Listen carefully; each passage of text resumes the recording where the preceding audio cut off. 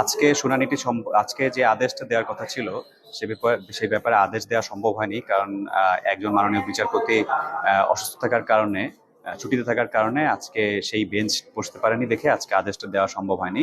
এর মধ্যে অপরপক্ষের আইনজীবী বলেছেন যে যেহেতু সময় টিভি গতকাল রাত থেকে চালু হয়েছে, সেহেতু এই মামলার আর প্রয়োজনীয়তা নেই। কিন্তু আমরা বলেছি যে না, এখানে একটি নির্দিষ্ট পর্যবেক্ষণের দরকার আছে, প্রয়োজনীয়তা আছে, কারণ এই এরকম ভাবে আম, গণমাধ্যমকে যাতে বন্ধ না করা হয় আদালতকে ব্যবহার করে, এরকম যাতে না করা হয় এ ব্যাপারে একটা পর্যবেক্ষণ প্রয়োজন। এই কারণে আমরা বলেছি যে এই ব্যাপারে আমাদের কিছু বলার আছে। কিন্তু আদালত বলেছেন যে আজকে যেহেতু বেঞ্চ নেই, সেহেতু আপনি যা বলার সেটা 1 তারিখে বলতে পারবেন, 1 তারিখে আদেশের জন্য আছে।